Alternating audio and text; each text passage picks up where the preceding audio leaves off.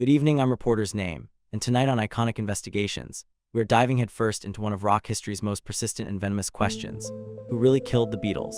For 50 years, the answer has been a quick, pointed accusation hurled across the Atlantic.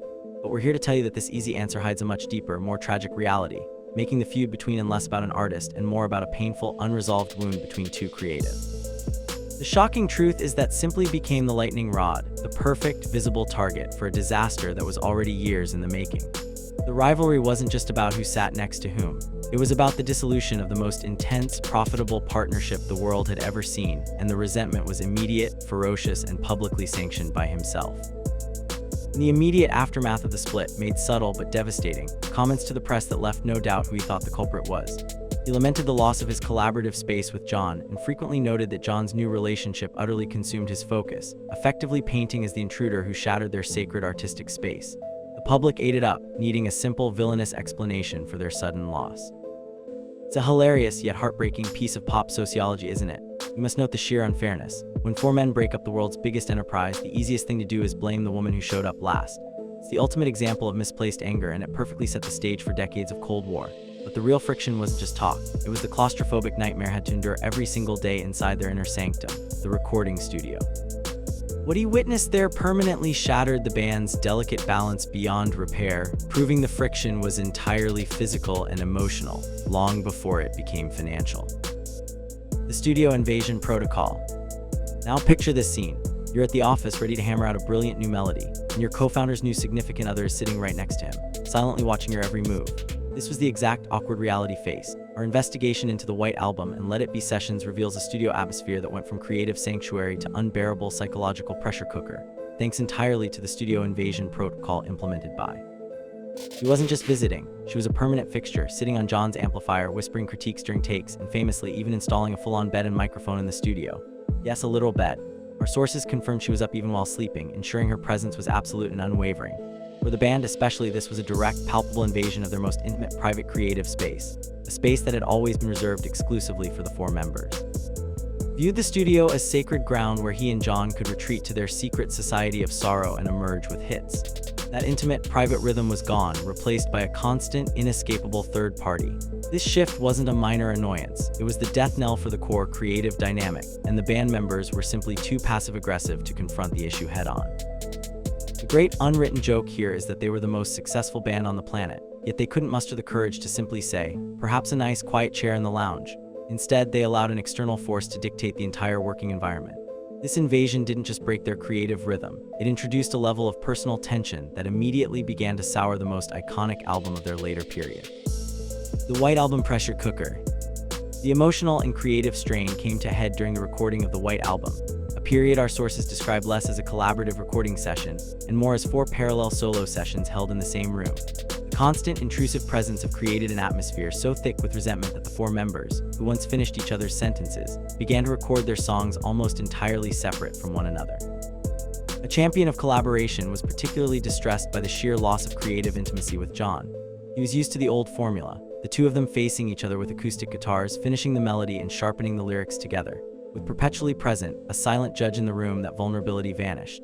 The result was a brilliant but highly fractured album where the band rarely played on the same track. This studio pressure cooker led to petty arguments, slammed doors, and famously the temporary departure of who was sick of being the drummer in a deeply dysfunctional family. The humor here, if you can find any, is the sheer absurdity of their creative process. They needed a sleeping bag and a constant psychological observer to produce a masterpiece. It highlights the ultimate irony. Their best album in terms of diverse songcraft was made when they were barely speaking to one another. For the breakdown was intensely personal. He felt that the person who shared his deepest pain, John, was now emotionally walled off, and he blamed the most visible barrier.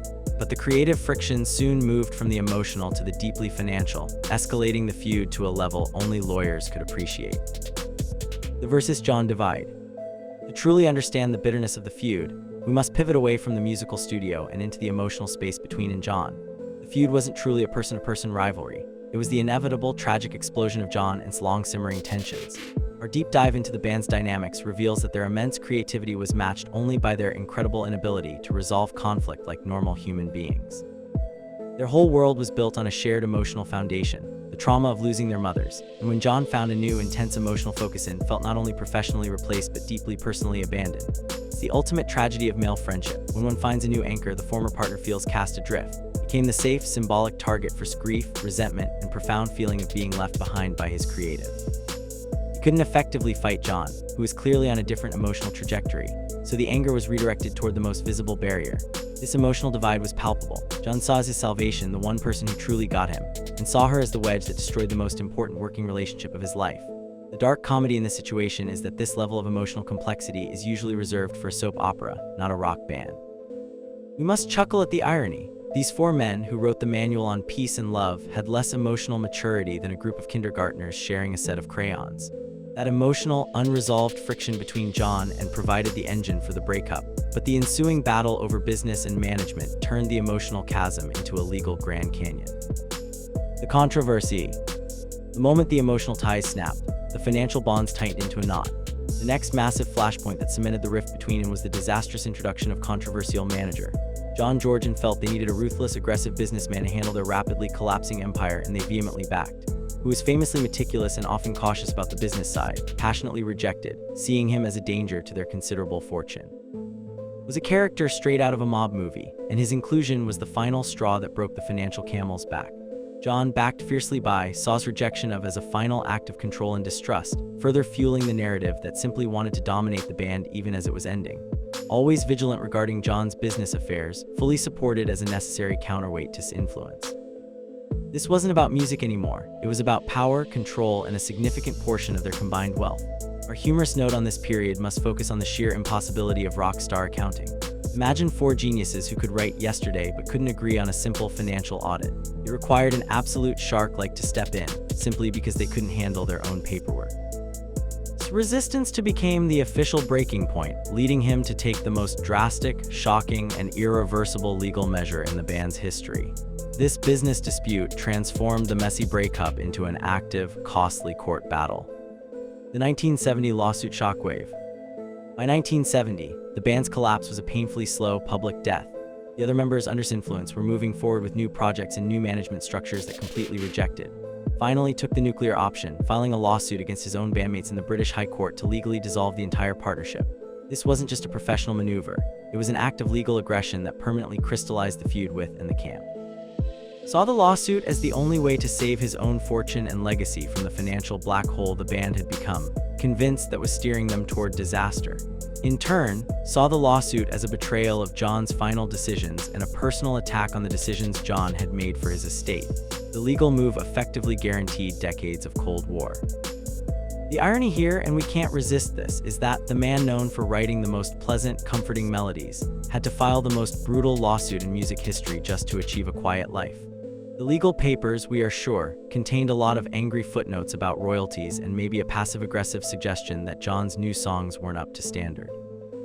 The lawsuit cemented a deep, agonizing rift that went far beyond emotional pain, locking both ends into a complex, adversarial legal dance that would continue to play out whenever the subject of the Beatles' legacy and money came up again. This financial war was a scar that would take nearly 50 years to even begin fatting. The anthology resentment. Decades after the lawsuits, the feud flared up again during the creation of the Beatles anthology project in the mid-1990s. This multi-part documentary and album project required George and to work directly with to access John's archival material, particularly his final demo tapes. Our sources confirmed the atmosphere was tense, becoming less of a reunion and more of a painful, drawn-out negotiation. Rumors surfaced immediately that was exerting intense control, specifically over the song selection and narrative of the tapes. Desperately wanted to collaborate with the spirit of John one last time, turning Too Rough Demos Real Love and Free as a Bird into finished songs. The process was fraught with disagreements over quality and licensing, turning the supposed Beatles reunion into another reminder that no longer had direct access to his partner, only his fierce guardian and his estate's lawyers. His role was to protect the artistic integrity of John, but too, it felt like she was simply placing yet another barrier between him and his friend. We can imagine the frustration in that studio. Three global legends sitting there, waiting for permission from a fourth party to finish a song they helped inspire 40 years earlier. The sheer absurdity of needing a lawyer's approval to be it is almost too rich for satire. This period became a chilling reminder of the finality of their separation and the permanent authority held over the legacy. further cementing his belief that she was, and always would be, the ultimate obstacle to closure. The decades of Cold War silence. Following John's tragic assassination in 1980, the feud entered its most enduring, defining phase, the decades of Cold War silence. For years, and rarely spoke and never appeared publicly together without an intense layer of icy formality. Our research shows this silence was not accidental. It was a profound that the pain and the unresolved issues were too great, too deeply rooted to be dealt with publicly or privately. Or talking about meant reopening the gaping wound of his fractured friendship with John, a relationship that ended not with a handshake, but violently and abruptly. Silence was the easiest, most necessary defense mechanism to manage the grief, the guilt, and the intense public pressure. Any public comment could instantly spark a renewed media frenzy. Maintained her distance, perhaps viewing as the embodiment of the corporate world that John had fiercely rebelled against in his later years. It seemed the rivalry was simply destined to fade into history, a permanent, unspoken scar on the Beatles' legacy. The humor in this profound silence is subtle, but it's there. We must picture and attending the same industry event, standing on opposite sides of a vast ballroom, communicating only through carefully worded press statements released by their separate teams. It's the ultimate high society standoff, a refusal to even share the same air, ensuring the rivalry remained intact and the narrative simple: they hate each other. But then, as always happens in the most drawn-out conflicts, fate decided to throw a shocking, final curveball. The unbelievable truce. In one of the most unexpected twists in rock history, the 50-year Cold War suddenly and publicly ended. In the last decade, the world witnessed an unbelievable truce between N. Our records indicate that began giving interviews where he dramatically changed his tune, publicly defending and finally shutting down the long-running narrative that she was the band's sole downfall. He stated clearly that the Beatles were already falling apart and that didn't break up the band, she simply highlighted the existing cracks. Even more shocking, they began appearing at joint events, often photographed smiling together, and expressed genuine friendship and even gratitude towards her. He's referred to her as a very cool woman, and even admitted they now had a respectful, mutual relationship. This is a complete 180-degree reversal of 5 decades of intense hostility and public blame. It's like watching two historical rivals suddenly agree to share a flat. The irony is staggering. The woman spent decades avoiding is now someone he openly praises.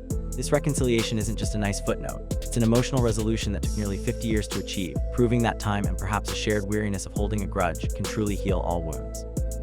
It forced the entire world to reevaluate the simplistic narrative they had clung to for half a century. But the question remains, why now? The final reckoning. So after all the lawsuits, the whispers, the sleeping bags, and the decades of silence, what did the feud really mean? Our final investigation concludes that the public rivalry was always a massive red herring, a spectacular distraction from the real, agonizing truth. Wasn't truly feuding with, he was wrestling with the painful finality of his relationship with John. Simply became the safe, living target for the anger, resentment, and profound grief that stemmed from losing his creative before they could ever truly reconcile. He couldn't fight the dead, so he fought the living symbol of the change. By finally making peace with and accepting her influence, found the only way left to make peace with the unresolved end of the Beatles, and more importantly, the legacy of the man he loved and fought with for a lifetime. He finally understood that she was John's anchor, just as was his. The feud wasn't the tragedy. The lost closure with John was, and in the end, held the final, crucial key to unlocking that closure. The truth is that two brilliant, emotionally wounded men allowed their inability to communicate to destroy their partnership. The forgiveness became the final act of forgiveness for John. We leave you with this thought: the eternal optimist finally found his peace not through his own beautiful music, but by reconciling with the very person the world told him was his enemy. It proves that even after 50 years of pain, a profound emotional resolution is always possible.